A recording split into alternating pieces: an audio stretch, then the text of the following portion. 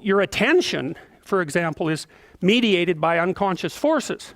And you know that perfectly well. And this is another Freudian observation. You know, if you're sitting down to study, for example, your conscious intent is to study. But you know perfectly well that all sorts of distraction fantasies are going to enter the theater of your imagination non-stop and annoyingly. And there isn't really a lot you can do about that except maybe wait it out.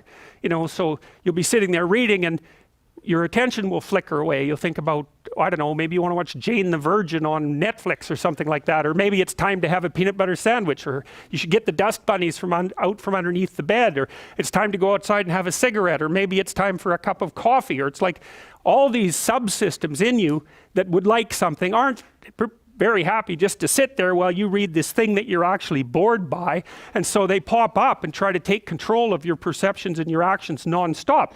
Maybe you think, well, this is a stupid course anyways. Why do I have to read this damn paper? And what am I doing in university? And what's the point of life? It's like you can really get going if you're trying to avoid doing your homework. And then you might think, well, what is it in you that's trying to avoid? Because after all, you took the damn course and you told yourself to sit down. Why don't you listen? Well, because you're a mess. That's basically why. You haven't got control over yourself at all. And no more than I have control over this laptop. Okay, so there's the memory function of the unconscious, and there's the dissolutive function. That's an interesting one.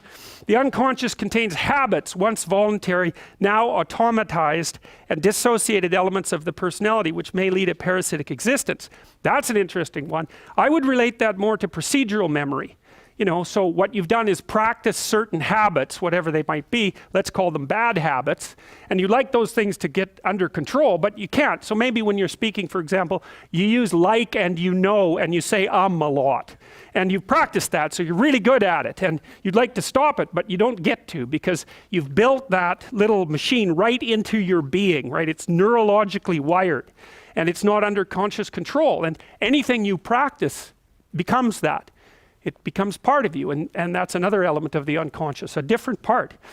And then there's a creative part, which is that, well, you know, you're sitting around and maybe you're trying to write something, or maybe you want to produce a piece of art or a piece of music, or maybe you're just laying in bed dreaming and you have all these weird ideas, and especially in dreams, it's like, where do those things come from?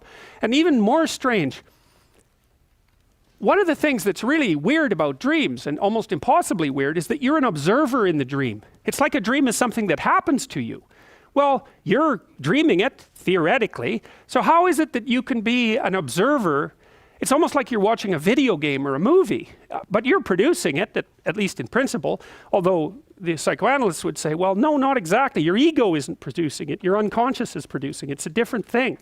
It's a different thing. And of course, Jung would say, well, it's deeper than that. The collective unconscious might be producing it. It's in some sense, it isn't you exactly, or it isn't the you that you think of when you think of you. And that's the ego from the Freudian perspective, the you that you identify with. That's the ego.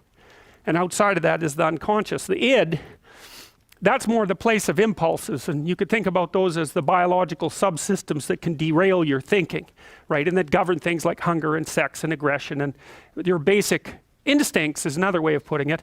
And it's a reasonable way of thinking about it because these are subsystems that you share with animals. You share them certainly with mammals. You share most of them with reptiles. You share a lot of them with amphibians, and even going all the way down to crustaceans. There's commonality, for example, in the dominance hierarchy circuits. And so these are very, very old things. And the idea that you're in control of them is, well, you're not exactly in control of them. And I would say the less integrated you are, the less you're in control of them, and the more they're in control of you. And that can get really out of hand, you know. You can be, like with people who have obsessive compulsive disorder, for example, which seems to be, I would say, the dissolutive elements in some sense of the unconscious, the way that it's portrayed here. Poor people with obsessive compulsive disorder, they can spend half their time doing things that they can't really control, and they have very strong impulses to do them.